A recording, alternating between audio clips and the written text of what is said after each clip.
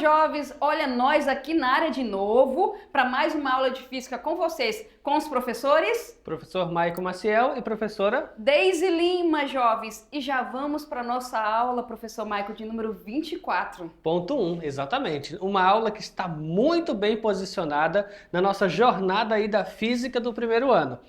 Até aqui você já viu muita coisa, uma introdução do que é a física, do que é o movimento, do que é o referencial, estudou a cinemática, a relação de velocidade e aceleração com tempo e posição, teve uma introdução às leis de Newton, porque você conheceu o princípio da inércia e conheceu o princípio da ação e reação na terceira lei, e hoje, nessa aula, você vai conhecer um pouco mais das leis de Newton, porque agora nós vamos falar da... Se liga lá. Segunda lei de Newton, jovens. E lembrando que nós vimos que a força, ela surge devido à interação de dois objetos, né? Então, a força, nós vimos que é aquilo que causa o movimento do corpo. Em que sentido nós falamos desse movimento? Seria tirar o corpo da sua posição de equilíbrio. Vocês lembram quais são as condições? Ou repouso ou uma velocidade constante. Então, a partir do momento que eu tenho uma interação, forças externas agindo ali num sistema, e eu conseguir tirar esse sistema do seu estado ali de equilíbrio, nós vimos que nós temos ali, ó, o surgimento de forças, mas nós vimos também que elas podem estar quando o corpo estiver também no seu, na sua condição de equilíbrio. Enfim, força surge da interação, não é isso, professor? Exatamente, sempre um par de corpos ou até mais, tá bom? Então, hoje você vai estar preocupado, né, com o princípio fundamental da dinâmica, uma vez que a cinemática só olha para o movimento sem se preocupar com as suas causas, mas agora a dinâmica, especificamente o princípio fundamental da dinâmica, vai te mostrar qual é a origem do movimento. Por que que ele se move? Ah, o corpo é acelerado, tá, mas por que ele é acelerado? Então a investigação começará nessa segunda lei de Newton. Relação entre a força e a aceleração, aquela relação de causa e efeito, e também falaremos aí da massa de um objeto. Então olha só, essa aula está recheada de conteúdo e aplicações, então se prepara aí, vamos nessa! Olha lá, jovens, princípio fundamental da dinâmica. O nome fala, ele é fundamental porque ele rege aí a parte da dinâmica. Se a gente entender esse princípio, nós vamos entender que a força ela pode ser sim um agente aí que causa, né, modificação na condição de equilíbrio desse corpo. Ao longo da história, importantes personalidades científicas e outros profissionais utilizaram as contribuições de Newton para a elaboração dos seus estudos teóricos, tá? Exatamente. Ou seja, isso é um pouco de contexto. Na segunda lei de Newton, de atividades experimentais e até no desenvolvimento de equipamentos que reduzem o uso de força física humana e animal e diversas tarefas do cotidiano. Ou seja, a física, por ser uma ciência da natureza experimental, ela surge, né, desde aquela atividade isolada do cientista, do engenheiro, do laboratório, né? Ela tá ali presente nessa física de borda, de fronteira, de novas descobertas, mas naturalmente ela também está mais próxima do cotidiano, da realidade das pessoas. Ou seja, se utiliza muito física, principalmente a dinâmica, no sentido de facilitar o trabalho das pessoas, reduzir o esforço físico das pessoas. Exatamente, pessoal. Então, muitas vezes você já utiliza-se desses benefícios e você nem sabia que está relacionado aí ao princípio fundamental da dinâmica. Então, vamos ver aí alguns exemplos. Olha só, pessoal, tá vendo aqui, ó, né? Isso aqui, com certeza, numa cidade, né? Aqui é a parte de turismo, você andar aqui nesse bondinho. E aqui a gente tem um sistema aqui de roldanas e polias, justamente para minimizar, ó, o peso desse carinha aqui, tá? Então aqui, né, Maico? Aqui é o exemplo. Mas não ficamos por aí. Nós temos mais. Olha só. Exatamente, tem vários exemplos. E antes de eu explorar esse exemplo aqui, deixa eu trazer uma ironia do cotidiano para vocês. Traga, Michael, traga. Sistemas de roldanas e polias, elas são um artifício da física, aplicado ali à dinâmica, para que o esforço fosse reduzido. Então, por exemplo, no porto, né? Num porto lá onde eu quero trazer uma carga da embarcação para a terra ou da terra para a embarcação,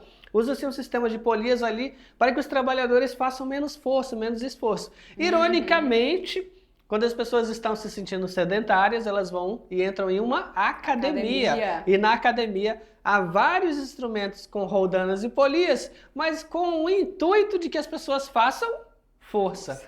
Olha, oh, poxa vida, então o cara usa a física para reduzir o esforço, porém na academia a mesma polia está ali, mas é para ele ficar puxando ali numa mesma direção, né? E fazer o esforço. Isso é curioso, tá bom? É, sim. Mas voltando para cá, ó, escadas rolantes, então aquele movimento que ela apresenta ali numa diagonal, na verdade, se você pudesse abrir, né, vamos espiar atrás das cortinas, se você pudesse abrir o mecanismo, você ia ver a conexão, né, de mobilidade de várias peças girando ali. Algumas conectadas com roldanas, outras com transmissões de movimento.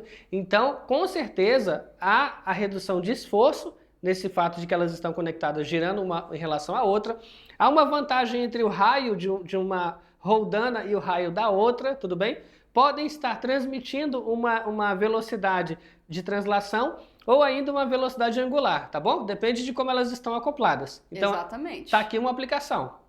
Temos mais aplicações. Olha só, você falou, né, Michael, do porto, né? Lembrando do aqui, porto, ó, o guindaste. ó, o guindaste aqui.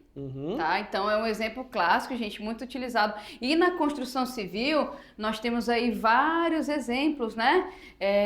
Aquelas gruas que levantam grandes pesos, ok? Então, na construção civil é que a gente tem muito mesmo exemplo de máquinas que são construídas para a gente poder fazer, vamos dizer assim, a divisão da força aplicada para que consiga se levantar cada vez objetos mais massivos, tá bom?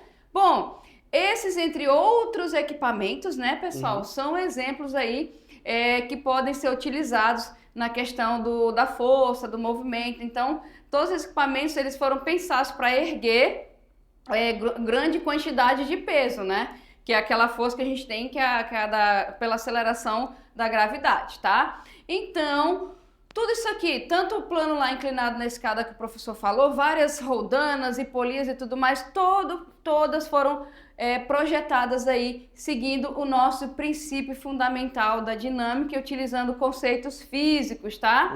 Como força, tá certo? Conceito físico de força, vetorial, o conceito físico de massa, que é um escalar, tudo bem? E o conceito físico de aceleração, que também é vetorial. Fechou?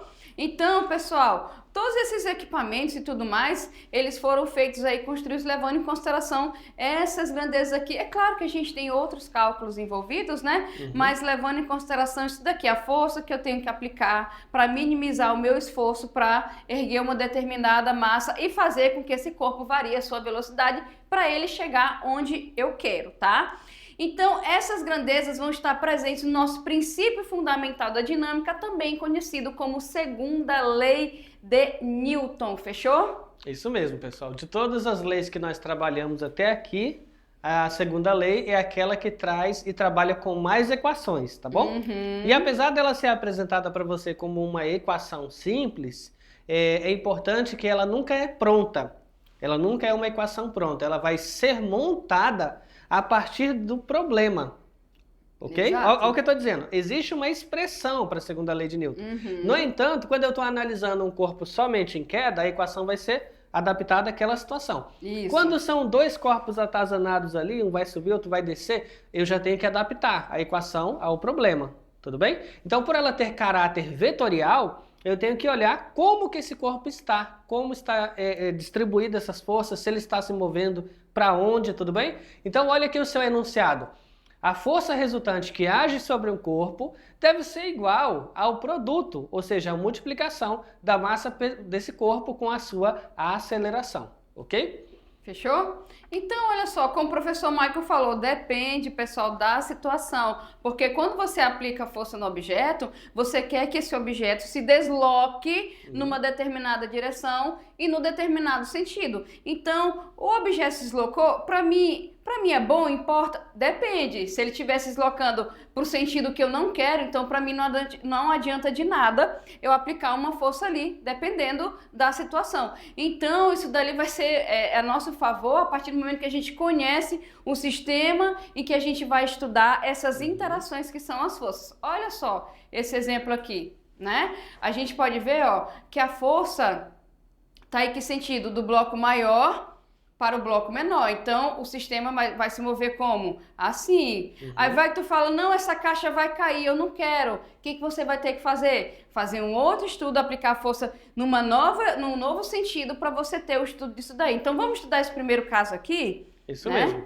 Vamos lá, pessoal. Manda na tela. Vamos rabiscar um pouquinho, tá? Essa imagem. Rabiscando um pouquinho, vai ficar assim. Esse corpo, ele tá... volta um pouquinho, volta só um... Aí, perfeito. Esse corpo, ele tá preso aqui por uma corda, um fio, um cabo, né?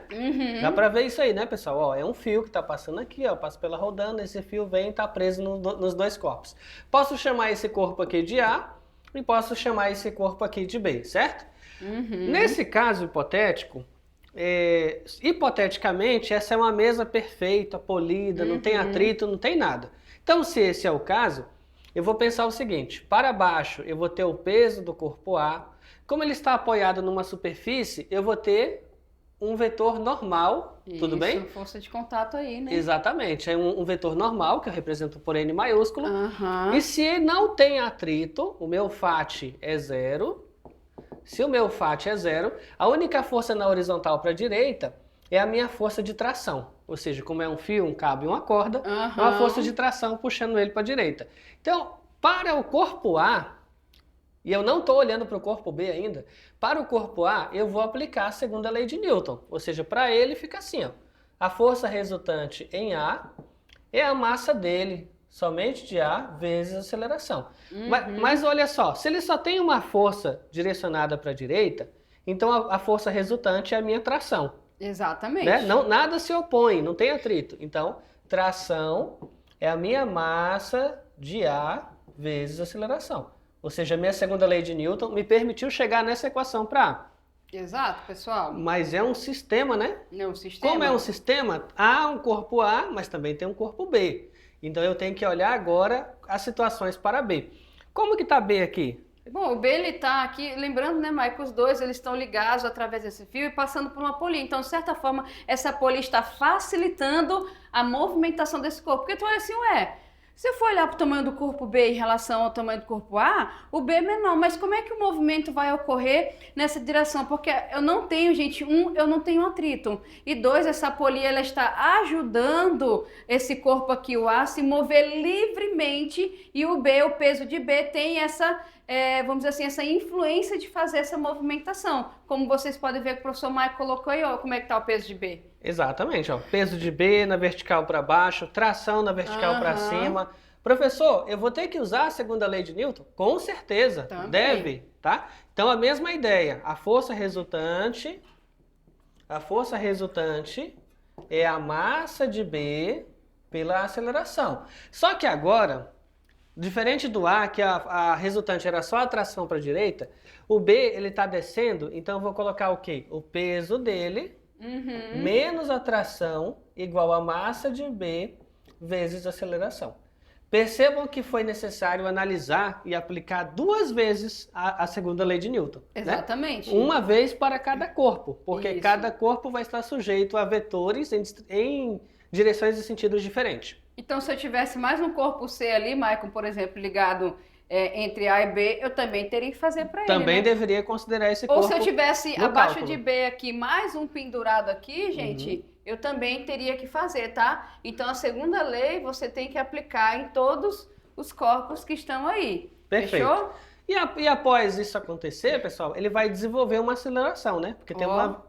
Exatamente, ó. Tem uma força resultante agindo, como nós vimos, e essa aceleração que vai ser encontrada, quando você resolve as duas equações, ela existe para A, ok? E ela também existe para B. Exatamente. E como esse é um sistema, gente, que está interligado, a aceleração vai ser a mesma para os dois corpos, tá? E aqui você pode ver, através da setinha amarela, a direção e o sentido de aceleração do corpo A. E aqui, se a gente for colocar, ó, a direção e o sentido da aceleração do corpo B, tá bom? Justamente porque o que tá aqui, ó, esse cara aqui, ele tá, o peso dele exercendo o movimento do sistema nesse caso, tá, gente? Ok? Sendo assim, ó, um objeto sob a ação de uma força única adquire aceleração, isto é, se a força, né, resultante é diferente de zero, a gente tem uma aceleração diferente de zero e ele saiu da sua condição de equilíbrio, fechou? Com certeza. E lembrando o que, Maicon? Olha só. A aceleração é definida como a variação da velocidade pelo tempo, né? É aquele famoso ΔV sobre ΔT. Tudo bem, pessoal? Isso, fechou? E aí um comentário aqui, um adendo pequeno, pessoal. É lá naquela figurinha anterior, onde tem dois corpos, né, ligados por uma corda, um fio, e um se move e o outro vai se mexer junto, a aceleração é a mesma, tudo bem? Mas como ela é uma grandeza vetorial, entenda que a aceleração do primeiro corpo está ali, ó, na direção e no sentido do movimento dele, tá bom? E a aceleração do segundo corpo está na direção e no sentido do movimento dele. Ou seja, os vetores, ó, não são iguais, mas o módulo deles vai ser igual. Já que eles estão ligados, né? Vamos supor assim, esse aqui andou 2 metros, então o outro vai andar 2 metros. Tá? Eles estão juntos, então a aceleração e módulo é igual. Os vetores aqui são diferentes por conta da direção e sentido do movimento que eles possuem, tá bom? Vamos nessa. Ó, relação, gente, então, entre força e aceleração. Bom, como já foi visto, de acordo com o princípio da inércia que nós vimos lá na primeira lei, um corpo só pode sair do seu estado de repouso ou do movimento uniforme, né, que é a nossa velocidade constante, se uma força resultante não nula atuar sobre ele. Ou seja, se eu fazer o somatório das forças e for zero, tá lá na condição de equilíbrio. Agora, quando essa resultante não é zero, tá? Aí a gente consegue fazer o estudo, pessoal, lá na segunda lei, tá bom? Ó. Ou velocidade constante, né? Isso, a velocidade constante. E não constante. é zero, diferente de zero, significa que ele vai ter uma mudança do estado do movimento. Massa vezes aceleração, fechou? Se isso ocorrer, a velocidade do corpo poderá aumentar de intensidade, diminuir de intensidade ou mudar de direção, enquanto existir a atuação dessa força resultante. Fechou? Okay? Depende muito do que a gente quer. A gente quer o quê? Acelerar o corpo, a gente quer diminuir a velocidade dele, né? Então vai depender da situação, tá? Em outras palavras, nesse intervalo de tempo, o corpo estará sujeito a algum tipo de aceleração. Tá? Então ali, pessoal, a força que atua em um objeto é diretamente proporcional à aceleração que ela produz no objeto. Ó, tá aqui, ó, o nosso símbolo força diretamente proporcional. Ou seja, se tu aplica uma força e essa força é uma força com valor alto, então eu vou ter uma maior aceleração. Ou a mesma coisa, se eu tô com uma velocidade alta e eu aplico contra o movimento uma força brusca ali, de valor alto, ele vai reduzir essa velocidade mais rapidamente e desacelera. Então é proporcional, fechou? Isso mesmo. E assim, considerando que a massa do corpo é a mesma, pessoal, quando a gente leu lá o enunciado da segunda lei, lá dizia que a força resultante é a massa multiplicada pela aceleração. Se a massa do corpo é óbvio, né? Aqui é a mecânica newtoniana, então a massa é constante, né? Essa não está mudando com a velocidade. A massa é constante. Então, naturalmente, pela segunda lei de Newton, há uma relação linear entre F e A, né? A massa é a mesma. Então, a professora falou aqui, ó, faz todo sentido. Aumenta a F, aumenta a aceleração. Por outro lado, se eu reduzo a força, reduz a aceleração. Mantendo-se a massa mesma. Exatamente. As grandezas diretamente proporcionais estão ligadas de um modo que, à medida que uma grandeza aumenta ou diminui, a outra altera-se de forma proporcional. Vamos ver alguns exemplos, gente. Um homem percorre 2 quilômetros em 20 minutos. Para percorrer 4 quilômetros, ele gastará quantos minutos, né? Então, se eu quero percorrer uma distância maior, vou gastar o quê? Mais tempo. Exatamente. Então, é um exemplo clássico de grandezas proporcionais. Ele dobrou a distância, não é isso? Então, olha só. Vai ser aqui, ó, resposta 40 minutos, né? Pois percorre 1 quilômetro em 10 minutos, então 4 quilômetros será proporcional a isso, 4 vezes 40 minutos. Se ele não diminuiu, como é que fala hoje em dia? Pace, né? Se ele não diminuiu o pace dele. Isso. À medida que a distância percorrida aumenta, o tempo também aumenta. É claro que nesse exemplo, não diz, mas está implícito, que a velocidade é constante. constante, tá bom? Então, eu estou dizendo assim, ó, 2 quilômetros se faz em 20 minutos. Então, fica estabelecido aí uma velocidade, ok? Isso. Aí, percorrendo 4 quilômetros, gasta quanto tempo? Se a velocidade for constante em todo o processo, vai ser proporcional. Então, de fato, vai ser os 40 minutos. Agora, se a gente fosse colocar uma questão um pouquinho mais complicada, não, há um fator de aceleração, ou há um fator de desaceleração. Não, aí as contas ficariam um pouquinho maiores, tá? Eu deveria descobrir que velocidade ele tem, né, ao longo do processo, e aí sim estimar o tempo, tá bom? Mas aqui tá fácil, ó, é só para falar de direto ou inverso proporcional. Tá, fechou? É só para falar, gente, quanto maior a distância, mais tempo eu vou gastar, né? Diretamente da velocidade que eu tô ali, eu vou gastar mais tempo, fechou? Bom, olha só quem é ali. Olha, eu conheço essa professora aí, hein? O que eu tô pensando aqui? Qual é a minha dúvida ali, gente? O que é massa mesmo? Bom, o professor Michael já esclareceu minha dúvida, não foi, Michael? O que é massa mesmo, Michael? O que é a massa? Olha, é curioso isso aí. A química fala muito de massa e a física também. Às vezes elas brigam até pelo símbolo do átomo, né? Para saber se o átomo é de quem. Na química se usa a expressão massa como sendo quantidade de matéria. Então fala assim, a massa de um corpo, a massa de uma amostra. Então basicamente ele quer quantificar quantos átomos e quantas moléculas tem e a massa da amostra é com base nisso, né? Enumerado. Na física, no entanto, a massa está mais associada ao conceito de inércia, né? Inércia de um corpo, ela está associada à inércia de um corpo, ok? Fechou?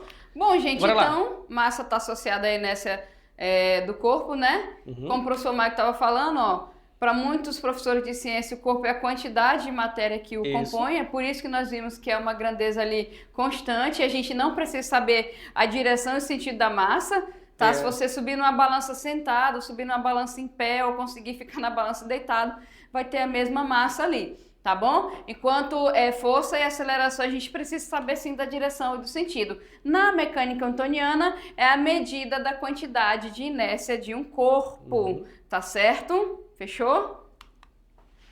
De maneira mais simples. De maneira mais simplificada, a massa média é a dificuldade que encontramos para vencer a inércia de um corpo. E aí você está lembrando da primeira lei de Newton, né? Aqui, ó. É mais fácil você frear... Né? Olha lá. Olha só. Vamos é mais ver. fácil frear Uma bicicleta. do que o quê? Olha lá. Cadê o outro? É que é tão difícil frear o outro que ele tá demorando. Ai, que achei. Isso.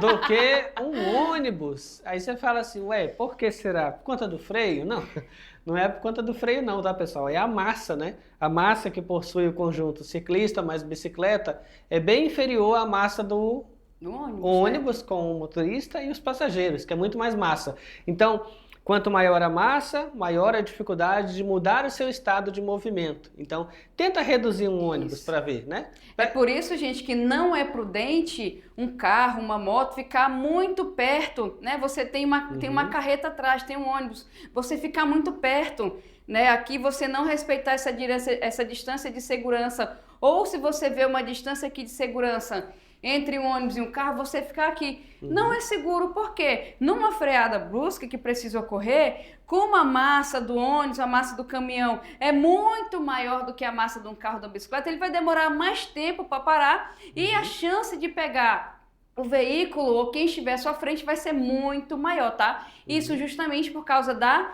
inércia. Ou seja, para entrar em movimento, esses caras aqui também demoram mais. E para deixar esse movimento, ou seja, atingir o repouso, também demora mais. É por isso que não é prudente, né, Mike, ficar muito colado ali, tá? Exatamente. Então, muitos condutores aí, por excesso de confiança, né? Tá ali a uma certa velocidade e andando quase colado no outro carro ali, quase colado, e ele tem aquele falso pensamento.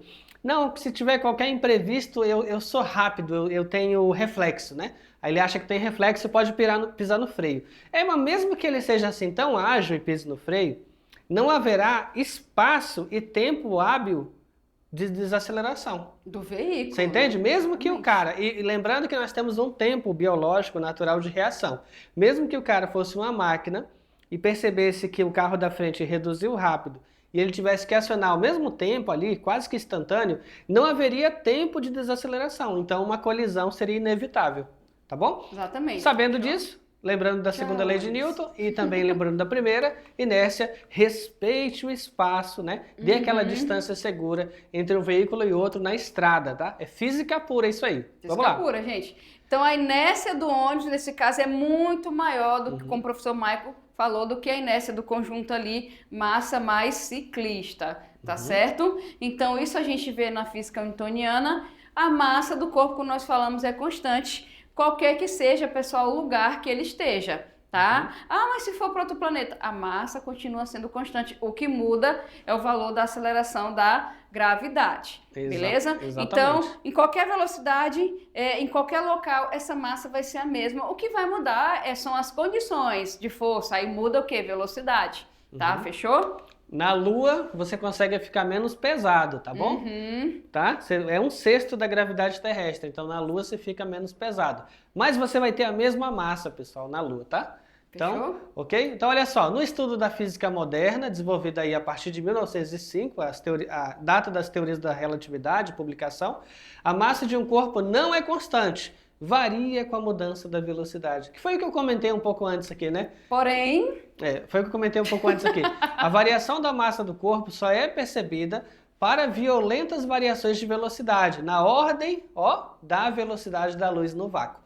Então ela vai ter ali 300 mil, né, quilômetros por segundo. Pensou, gente, 300 mil quilômetros por segundo é um negócio absurdo. Mas por que, Michael, que a gente está falando isso, pessoal? Porque muitas vezes você está lá, eu vou estudar física newtoniana, é coisa antiga. Não, eu quero estudar algo mais moderno. Aí a pessoa entra nessa, né, vai lá estudar, mas a física moderna fala que a massa não é constante, então a física antiga está errada. Pessoal, a gente está trazendo isso aqui para vocês, para mostrar que quando a gente estuda a física moderna, a gente está estudando velocidades muito altas em que nós aqui, pessoas, não temos a mínima chance de alcançar. Então, para velocidades que a gente consegue alcançar, a física newtoniana explica perfeitamente os fenômenos que ocorrem, tá certo? Exato. Você vê, por exemplo, o perito, quando o perito ele tem que estudar ali uma questão de um acidente, é a mecânica newtoniana que ele tem que considerar para saber o quê? Velocidade, para saber a questão em que velocidade estava, certo? A massa que ele vai levar em consideração. Isso aqui é só para a gente esclarecer que essa massa não é constante, velocidades relativísticas, ou seja, velocidades altíssimas, não é, Michael? Exatamente, pessoal. No dia a dia, contente-se com a mecânica de Isaac Newton, porque ela funciona com uma excelente aproximação, tá bom? Fechou? A mecânica relativística seria um preciosismo. Seriam cálculos exorbitantes, desnecessários, que mudariam talvez a quarta, quinta, sexta casa decimal ali e não seria relevante, tá bom? Então, assim, lá na parte de telecomunicações é que a física moderna precisa ser aplicada para você não ter erro, tá? Na localização do GPS. Essa é uma aplicação. E no Brasil nós temos um acelerador de partículas, o Sirius, e lá sim, por exemplo, naquela movimentação lá em Campinas das partículas no acelerador, é claro que a mecânica de Newton não funciona, tem que ser a física moderna, tá bom, pessoal? Tá, gente, nessa moderna, aí sim, a partir do momento que vai aumentando a velocidade, a massa também vai aumentando, tá? Mas isso para partículas, como o professor Michael falou, que são aceleradas a velocidades aí absurdas ao nosso ver, né? Ao nosso cotidiano. Isso Fechou? mesmo. À medida que aumenta a velocidade de uma partícula, a sua massa também aumenta. Mas não é que ela fica mais, né? Não tem mais moléculas, não é que duplica, não é que duplica não, tá? Presta atenção, o número de átomos e moléculas são os mesmos.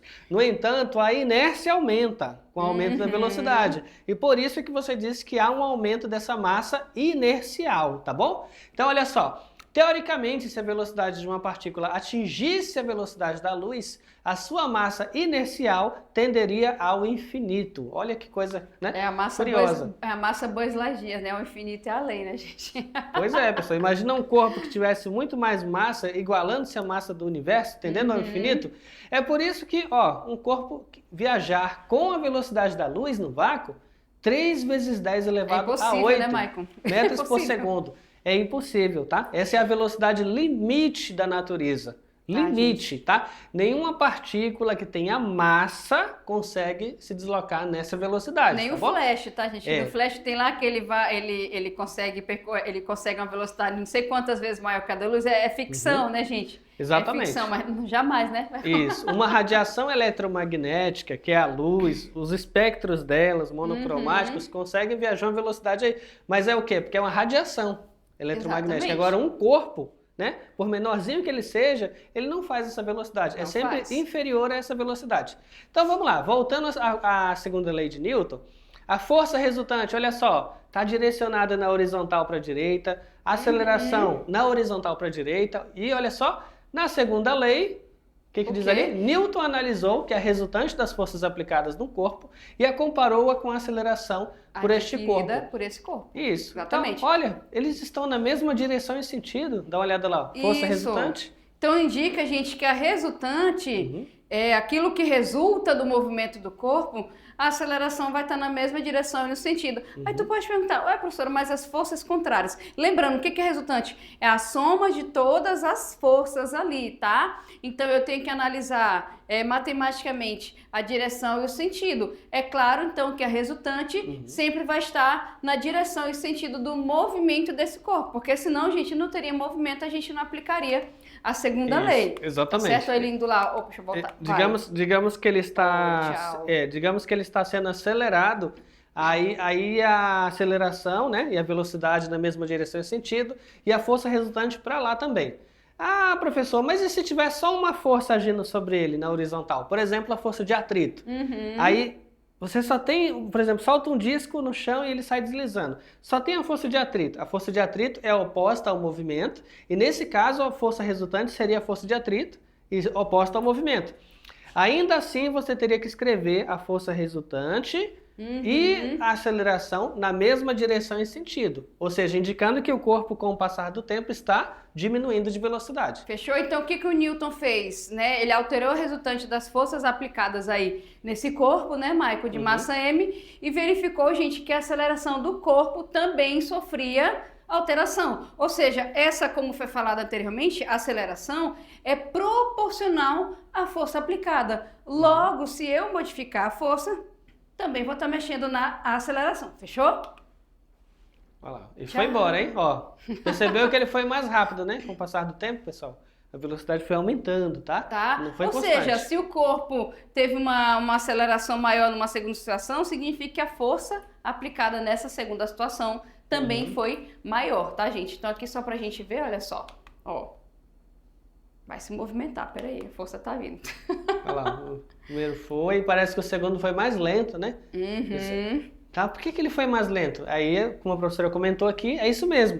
A força resultante do primeiro foi menor, né? Foi menor, exatamente. Então, consequentemente, a aceleração foi menor. E ele aumentou a velocidade, ó, né, a uma taxa menor. E ele saiu mais lentinho ali, mas porém aumentando a velocidade. Tá? Então, se eu tenho corpos, gente, idênticos, né, na mesma superfície, com a mesma massa ali, né, por isso idêntico, com a mesma força de atrito agindo porque estão na mesma superfície, mas um está mais rápido do que o outro, significa que a força resultante que está atuando neles, aquele que está mais rápido, essa força resultante vai ser o quê?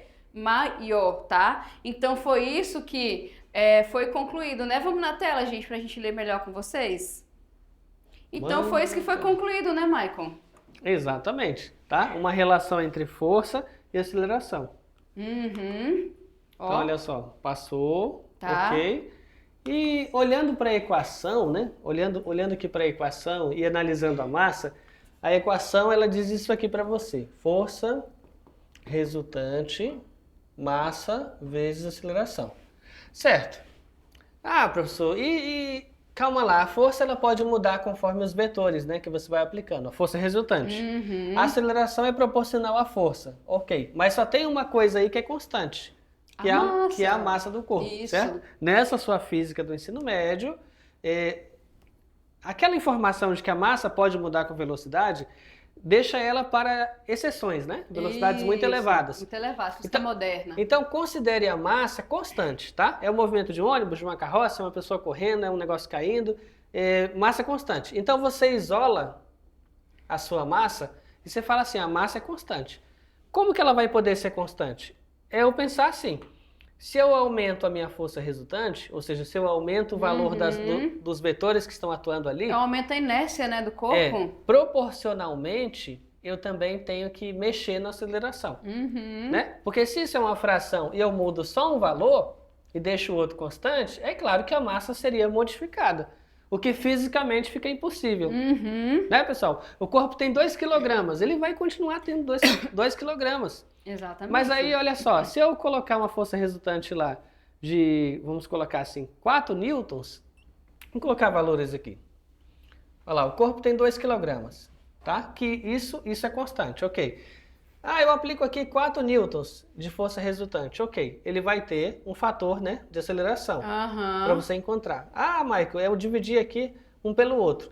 Mas se eu dobrar a força, eu vou ter que proporcionalmente modificar a aceleração. Exatamente. Para- A massa vai continuar 2. O que vai ter a modificação é na aceleração. Tá? Mantendo-se ela constante. Perfeito. Fechou? Ó, mas tem, como o professor Mike colocou o exemplo, a gente tem mais um aqui, ó. Exatamente. Ó, um corpo sofre a ação de uma força constante, né, de intensidade 70 newtons. Isso. Qual o valor da massa desse corpo se a sua aceleração for igual a 2 metros por segundo ao quadrado? Então ele te forneceu a força, tá bom? Aham. E forneceu a aceleração. Como ele só menciona essa força, pessoal, Então já é resultante, né, você Michael? pode supor que essa já é a resultante. Tá Exatamente. E qual é a formulazinha mesmo da força resultante? bom? Força resultante é a massa vezes a aceleração. Ah, Ok. ele quer a massa, né? Logo a gente pode fazer o quê? Isolar a massa, né? Isso. Aí fica a massa é igual a força resultante dividido pela aceleração. Exatamente. Então vamos substituir os dados? No, Ó, lugar vamos colocar aqui. no lugar da força, 70. No lugar da aceleração, 2. Ok? Uhum. E aí divide, ó, 70, né? Aí substitui pelas unidades aqui. E 2. Dividiu 70 para 2, Olha só, 35 quilogramas. obtém uma Tá. massa de 35. Lembrando que isso aqui é o Newton, tá, gente? Precisa colocar em todos os cálculos? Não, aqui a gente só colocou para lembrar, tá? Que a massa tem que ser dada em quilograma, a aceleração tem que estar em metros por segundo ao quadrado, tá bom? Ó, temos mais exemplos aqui. Imagine que um ônibus de peso igual a 160 mil newtons está em movimento com velocidade 72 km por hora. O motorista que dirige o ônibus avista na pista de rolamento um animal e aciona o freio. O ônibus percorreu 12,5 metros durante a frenagem até parar completamente, evitando o acidente. Dado aí o valor de G, 10 metros por segundo ao quadrado, o módulo da força de frenagem é igual a... Perfeito. Então ele deu a velocidade inicial do ônibus, deu o espaço percorrido, né? Vamos pegar os dados aqui para ficar melhor para a gente trabalhar? A gente tem o peso do ônibus, O peso do ônibus, 160 a mil. velocidade que ele estava, 72 km por hora, tem que certo? converter. Bom, aí a gente vai chamar de inicial porque isso é antes dele avistar o cavalo aí na pista e ele vai com a velocidade final de 0 que ele vai parar, Exatamente. certo? Final, E a distância que ele percorreu até parar foi essa daí. 12,5 metros. Tá? Lembrando, gente, quando ele pisou no freio, então ele queria o quê? Aplicar uma força para se opor ao movimento, né, Maicon? Então a gente vai ter o que aí de resultante? A gente vai ter a força de frenagem que está no sentido oposto ao movimento, tá? Mas para isso, gente, a gente precisa achar, né, Maicon, a aceleração a desaceleração desse ônibus, né? Isso mesmo. Aplicando aqui a equação de Torricelli, você vai ter a velocidade final ao quadrado igual à velocidade inicial ao quadrado, mais 2 vezes a aceleração multiplicada pelo deslocamento. Como não tem tempo, gente, a gente vai usar essa equação aí mesmo, tá? Que fica mais fácil. Opa, vamos transformar a velocidade aí em metros por segundo, dividindo por 3,6. Agora sim a gente pode aplicar. Olha lá, ó. Final, ele parou, 0, né? 0 ao quadrado. Inicial, 20 ao quadrado. Mais 2 Isso. vezes a aceleração desconhecida multiplicada pela distância. Vamos ver quanto é que dá aqui. Nós temos 0 é igual a 400 mais 25 vezes a aceleração. Vamos passar ali o 25A para o outro lado, né? Subtraindo. E como ele está multiplicando o A, a gente passa dividindo o 400. Olha só quanto é que a Obtendo gente aqui, tem. ó, menos 16 metros por segundo ao quadrado. Esse menos é para indicar que ele está sofrendo uma desaceleração, tá, gente? Ok? Bom, achamos essa aceleração aí. Vamos achar a massa? A massa fica mais fácil, né, Michael? Porque a gente tem o peso do ônibus, né? Isso. Peso, Ok. massa vezes gravidade. Vamos dividir esse peso pela gravidade aí. É 160 mil dividido por 10. Ah, professor, então é só cortar um zero? É só cortar um zero, né? Porque basicamente. Para 10 ali. Pronto, a gente já tem aceleração, a gente já tem a massa, logo, quanto é que é a força de frenagem, que é que está oposta no movimento, que é a resultante, é justamente a massa vezes a nossa aceleração. Olha ela aí, ó. Tá aqui, ó, força resultante, massa vezes aceleração. Então, no nosso caso, a desaceleração foi adquirida aqui, a massa do ônibus, porque eu quero parar esse ônibus, então eu quero parar essa massa aqui, a gente vai achar essa força aí resultante, ó, é só multiplicar, né? 16.000 multiplicado por 16, vamos ter aí 256 mil. 1, 2, 3, 4, 5. 2,56 vezes 10 elevado a 5 newtons, tá aí a nossa força, letra B de bola, tá, gente? Então, ó, essa aqui é a força resultante, que no caso é a força de frenagem que ia atuar contra o movimento. Precisava da massa do ônibus e da desaceleração, no caso, do ônibus, tá? A massa geralmente você pode por aqui, que você consegue mais fácil, e a aceleração tu aplica qualquer uma do movimento uniformemente variado, fechou? Bacana, né? Vem aqui com a gente, ó. Legal, né, Mike, essa questão para aplicar? Muito boa, cheia de cálculos, né? Mas totalmente aplicáveis. Olha só, esta foi a nossa aula de hoje. Esperamos que vocês tenham gostado e, ei, até a próxima. Tchau, tchau.